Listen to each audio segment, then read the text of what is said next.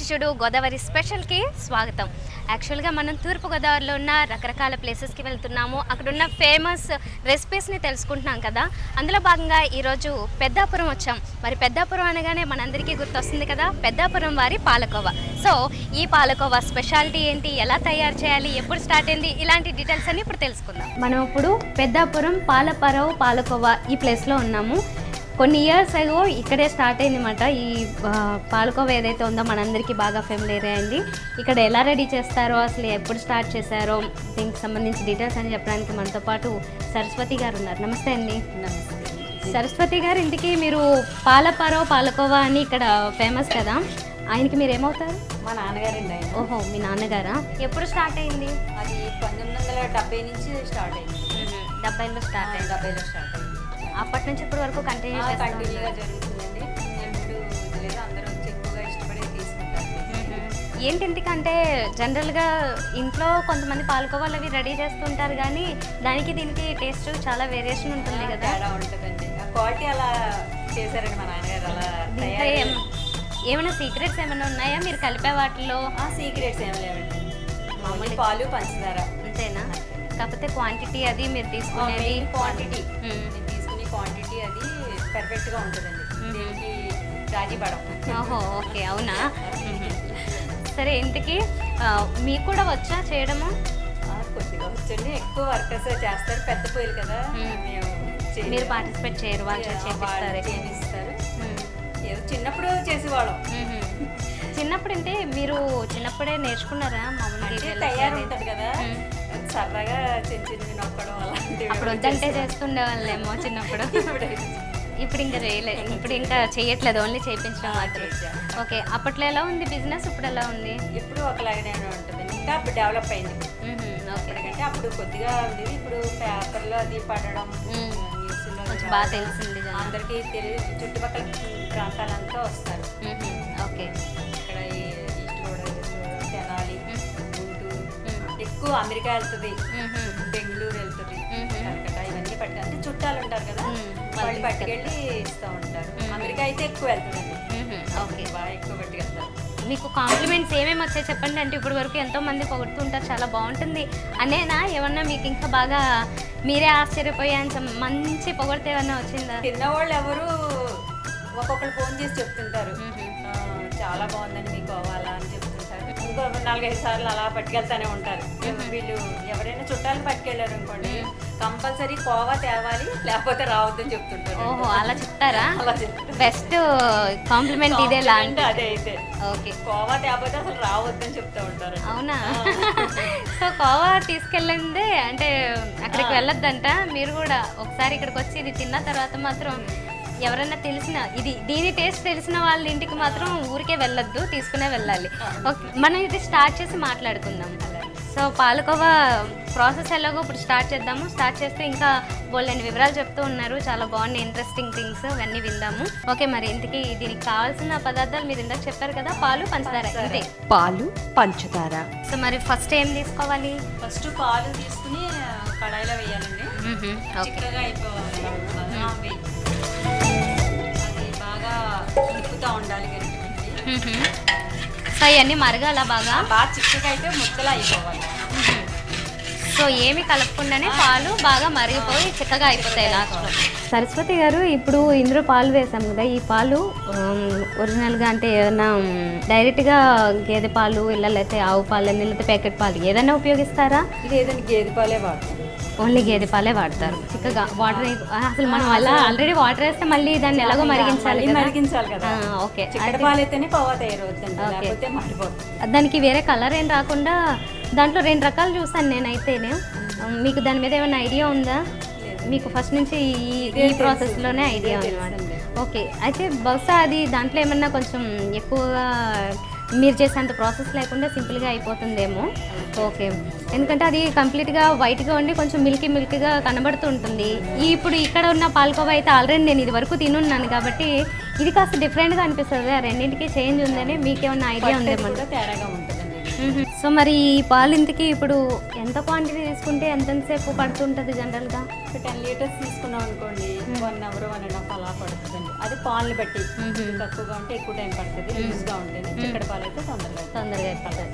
ఇప్పుడు మనం తీసుకున్న దానికైతే ఇప్పుడు ఇంకొక పావు గంట అరగంట పడుతుందా? పడుతుంది.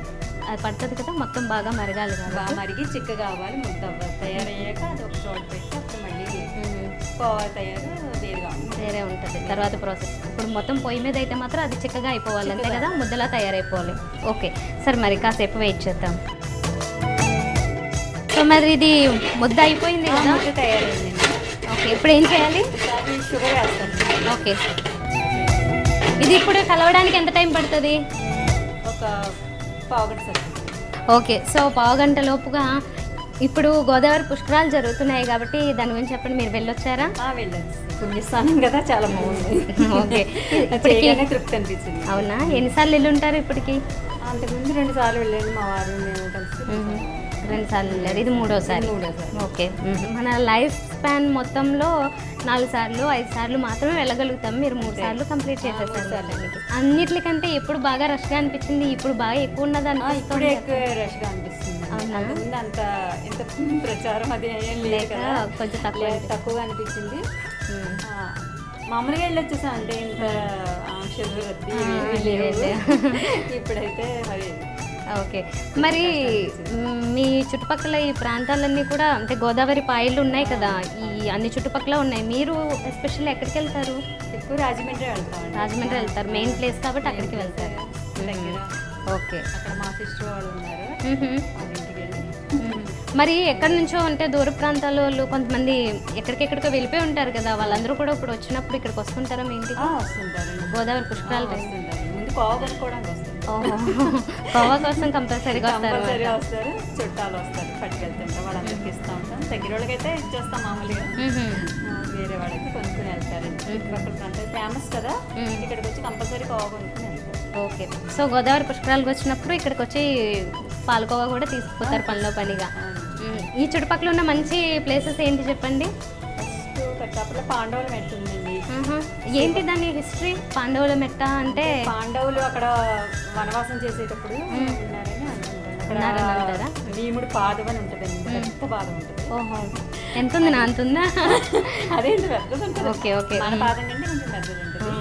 తర్వాత సీతమ్మ వారి చాపని ఫేమస్. సూర్యనారాయణమూర్తి గుడి అండి మెయిన్ అది. ఓకే, సో అవన్నీ ఒక చారిత్రక ఆధారాల్లో ఇక్కడ ఉన్నాయి. ఉంటుందండి, అంతా మంచి గుళ్ళు మంచిగానే ఉన్నాయి. తర్వాత భీమేశ్వరాలు పక్కనే కదా. మహారాణి సత్రం అని ఉందండి, అది కాలేజ్ ఒకటి ఉంది ఆవిడ పేరు మీద, శ్రీ వత్సవాయి బుచ్చి సీత. మహారాణి సత్రం అంటే మహారాణి గురించి నేను ఏదో విన్నాను ఇక్కడ ఈ దగ్గరలో. సత్రం ఉందండి, ఆవిడ రాణి. ఎవరు కాలేజ్ ఒకటి ఉందండి. ఇంతకీ ఎవరు ఆ మహారాణి? శ్రీ వత్సవాయి బుచ్చి సీత ఆవిడ పేరు. చూ అనేది బచ్చు ఫౌండేషన్. దానికి దీనికి ఏమైనా సంబంధం? ఓకే ఓకే, వేరే వాళ్ళకి. ఓకే, సో కొంచెం రిలేట్ అయితే అందరికి పేదలకు అందరికి భోజనం పెడతారండి. తర్వాత స్టూడెంట్స్ ఉంటారు కదా, కాలేజీ స్టూడెంట్స్, దూర ప్రాంతాల నుంచి వాళ్ళందరికీ భోజనం పెడతారు. అంటే వాళ్ళు ఉచితంగా పెడతారండి భోజనం అది స్టూడెంట్స్ కి. ఓకే ఓకే, సో మీ దగ్గర నుంచి వెళ్తుంటాయా? పాలు పెరుగు కూడా రెడీ అయి ఉంటుందా? ఇది రెడీ అయినట్టేనా? మంట తక్కువ తొందరగా అవ్వట్లేదు. ఓకే, మామూలుగా అయితే ఇది మంట ఎక్కువ పెట్టి చేయాలా తక్కువ పెట్టి చేయాలా? సమ్మంటే అండి ఎక్కువైతే మాట్లాడుకుని వచ్చారు. ఇప్పుడు చాలా మంది మారుతూ ఉంటారు కదా, వచ్చిన వాళ్ళందరికీ మరి నేర్పిస్తూ ఉండాలా మీరు? నేర్పిస్తూ ఉంటారు. ఎక్కువ పాత వాళ్ళండి వీళ్ళంతా. మా నాన్నగారు ఉన్న దగ్గర నుంచి అప్పటి నుంచి ఉన్నారా? అన్ని సంవత్సరాలని కాదు, అదే ఇంచుమించుగా ఒక 10 సంవత్సరాలు 20 సంవత్సరాలు పైన అవుతుంది. ఎక్కువగా ఉంటారండి వాళ్ళే. వాళ్ళకి అలవాటు అయిపోయి ప్రాబ్లం రాదు. ఓకే ఓకే, సహకరిస్తారు. ఇందులో డ్రై ఫ్రూట్స్ లాంటివి ఏమైనా వేస్తారా? అలా ఏం మిక్స్ చేయరు, మామూలుగా ఎప్పుడు ఒక పాత పద్ధతి సంప్రదాయమైన పద్ధతి ఎలా ఉందో అలానే వేస్తారు. సో మరి ఇది అయిపోయిన తర్వాత ఇప్పుడు మనం పక్కన తీసేసుకోవాలా? దీంట్లో ఏమైనా చేయాలా? వేరే చోట తీసుకెళ్ళి మళ్ళీ కొంచెం మళ్ళీ ఇస్తారు కిందకి దింపేసాక వేడి తగ్గడానికి. ఓకే, సో ఇప్పుడు ఇది రెడీ అయిపోయింది కాబట్టి ఇక్కడ నుంచి మనం తీసుకెళ్ళిపోవచ్చు కదా. ఓకే, సో మనకి ఇక్కడ రెడీ అయిపోయింది సగభాగం వరకు. తర్వాత దీంతో ఏం చేయాలి, అసలు మొత్తానికి ఫైనల్ అవుట్పుట్ ఎలా వస్తుంది, ఇవన్నీ కూడా మనకి ఇంకొక రూమ్లో రెడీ అవుతుంది. సో అక్కడికి వెళ్దాం.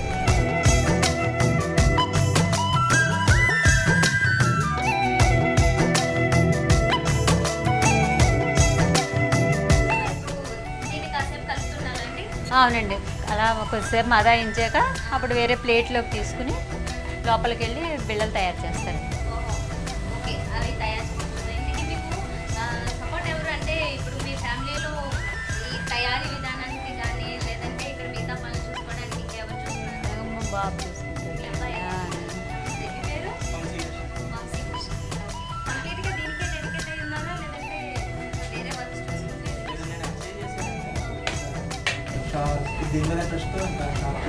షాపే చూసుకుంటున్నారా? Okay, fine. ఇంకా ఎవరు ఉంటారు హెల్పింగ్గా? మా తమ్ముడండి, పాప, తమ్ముడు, పాప అందరూ ఉంటారు. ఓకే, అందరూ దీంట్లో ఫ్యామిలీ అదే కుటుంబం అంతా చేసుకుంటాను. ఎంతమంది ఉంటారు మీరు ఇంచుమించుగా? ఇక్కడైతే బాబు నేను ఉంటాండి, వీళ్ళు షాప్లో మా తమ్ముడు, పాప, ఇంకా అందరూ సాయంగా చేసుకుని అదే సొంత వ్యాపారం ఉమ్మడిగా చేసుకుంటామండి అంతా. ఉమ్మడిగా అయితే ఒక 6-7. అవునండి. మీకు కూడా వచ్చా చేయడం? మీతో మనం చేయరు అంటే చేయాల్సిన అవసరం లేదు కాబట్టి చేయరు అంతే కదా, వచ్చి కదా మామూలుగా. సో ఇప్పుడు మనం దీన్ని ఇక్కడే చేద్దామా అంటే దీన్ని తయారు చేయడానికన్నా ఇంకా వేరే వస్తువులు ఏమన్నా అవసరమా లేకపోతే ఇంకేం అవసరం లేదండి, లోపల తయారు చేస్తారు. చల్లారకు ముందు తీసుకోవాలా? వేడివేడిగా తీయాలండి, అది మదాయించారు చేతితోని. ఇప్పుడు ఈ షేప్ ఏదో వచ్చింది, ఇట్లా చేయడానికి మీకు దేన్ని ఉపయోగిస్తారు? డబ్బా పెట్టి ఇలా నొక్కు. ఇలా ఒక డబ్బా పెట్టి ఇలా దీంట్లో నొక్కు. చేస్తారు. ఓకే, చేద్దాం అది కూడా ఇప్పుడు. అలా దీన్ని పూర్తిగా ఆరకముందే పక్కన తీసేయాలన్నారు కదా, అవునండి, అవును. అది తీసేసి తర్వాత ప్రాసెస్ చేస్తాం. అది వేడి ఉండగానే తీసేసేయాలి.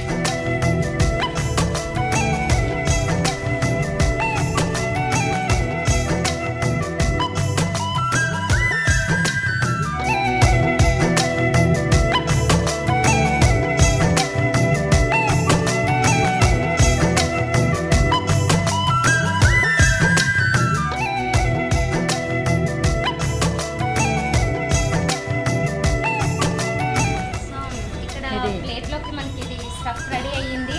దీంతో నెక్స్ట్ మనం ఫైనల్గా ప్రాసెస్ రెడీ చేస్తాం అవును. అంటే ఫైనల్గా బిళ్ళలు తయారు చేస్తారు. కాకపోతే కాసేపు ఆరాల్సి ఉంటుందా? ఆరక్కర్లేదండి, డైరెక్ట్ వేడి వేడిదే తయారు సర్వ్ చేయాలి. చేసుకోవచ్చు. వేడి ఇలా వేడి తినొచ్చా? ఇది కూడా తినొచ్చు వేడివేడిగా. ఇలా కూడా తినచ్చు. ఎక్కువ ఇది పట్టుకెళ్తూ ఉంటారు, ఎందుకంటే వేడి ముద్ద కావాలని ఓకే, ఓకే. బాక్సులు అవి తెచ్చుకుని పట్టుకెళ్తూ ఉంటారు. వేడిగా కూడా తింటారంట. సో మనం మొత్తం రెడీ అయిన తర్వాతే తింటాంలే. ఓకే, మరి చేస్తాము. అది ఇప్పుడు మనకి పర్సన్ చేంజ్ అయిపోయారు. శివ కదా? వంశీ కృష్ణ. వంశీ కృష్ణ. ఇప్పుడు వంశీ కృష్ణ గారు ఫైనల్ మేకింగ్ చేస్తున్నారు అనమాట. ఇప్పుడు ఏం చేస్తున్నారు మీరు? ఇప్పుడు బెల్లం ప్రిపేర్ చేస్తాం. అవునా, వెయిట్ చూసి దాని ప్రకారం అంటే చేస్తున్నారు. 1/4 కిలో వెయిట్ తీసుకుంటాం. మ్మ్. వెయిట్ తీసుకుని 10 పీసెస్ కట్ చేసి రౌండ్గా చేసి ఓకే, మీకు కౌంట్ అదేనా రెగ్యులర్గా సేల్ చేసేటప్పుడు? ఓ, ఇలా కూడా చూస్తారా? దీనికి ఇన్ని పరికరాలు అవసరమా? ఆయుధాలు వస్తున్నాయి. ఆయుధాలంట. ఈ ఆయుధాలన్నిటితో వీళ్ళు కరెక్ట్గా కొలుచుకొని 10 పీసెస్ అవి చేసేది. 1/2 కిలోని 10 పీసెస్. ఒకటి 25 గ్రామ్స్ వస్తుంది. ఓకే.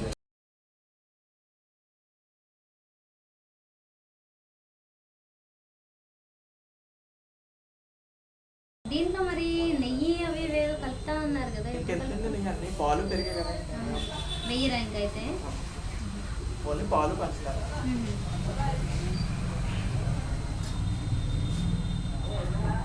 ఓహో, ఈ డబ్బాతోనా షేప్ తీసుకొచ్చేది?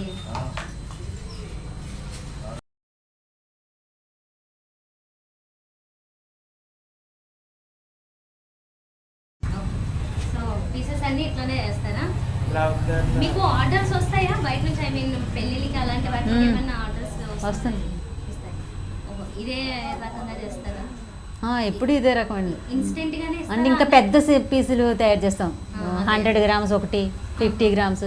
అంటే సారి పెట్టేటప్పుడు ఫంక్షన్కి పంపిస్తారు కదా, పెద్ద పీసులు తయారు చేయించుకుంటారు. ఓకే.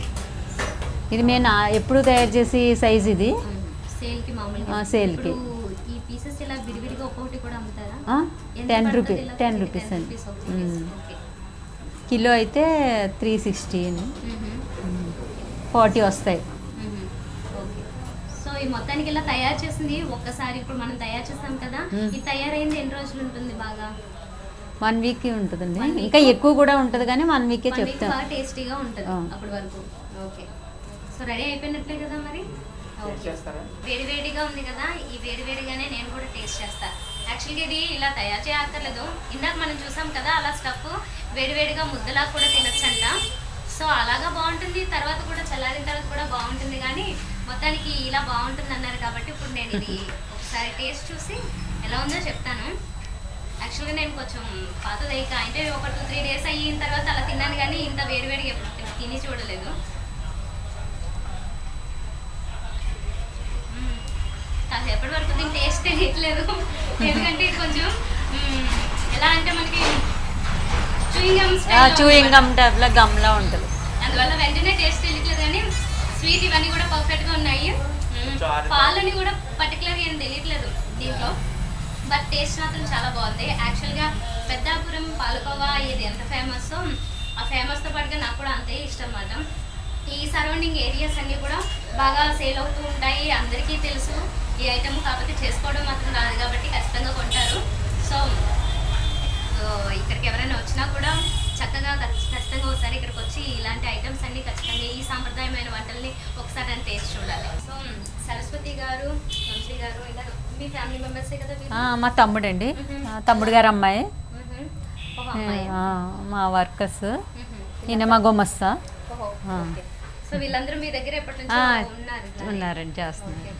సో మొత్తానికి పాలకోవా చాలా బాగుంది. నాకే కాదు, మొత్తానికి ప్రపంచం అంతా దీని టేస్ట్ ఏంటో తెలియాలి.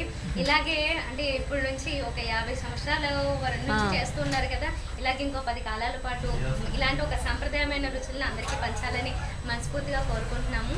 ఆల్ ది బెస్ట్ అండి అందరికీ. మీరు కూడా వచ్చి మా కోవా టేస్ట్ చేసినందుకు చాలా చాలా థ్యాంక్స్. సో ఈరోజు మనం గోదావరి స్పెషల్ రుచి చూడులో తూర్పుగోదావరిలో ఉన్న పెద్దాపురంలోని పాలకోవా స్పెషల్ రెసిపీని తెలుసుకున్నాం కదా, చాలా టేస్టీగా ఉంది. మరి గోదావరి పుష్కరాలకు వచ్చినప్పుడు తప్పనిసరిగా మీరు కూడా దగ్గరే కాబట్టి ఒకసారి ఇటు వచ్చి దీంట్లో ఉన్న టేస్ట్ ఏంటో ఆస్వాదించాల్సిందే. ఇది వాళ్ళ ఎపిసోడ్. మరో చక్కటి మంచి గోదావరి రుచులతో మళ్ళీ కలుద్దాం. అంతవరకు బాయ్.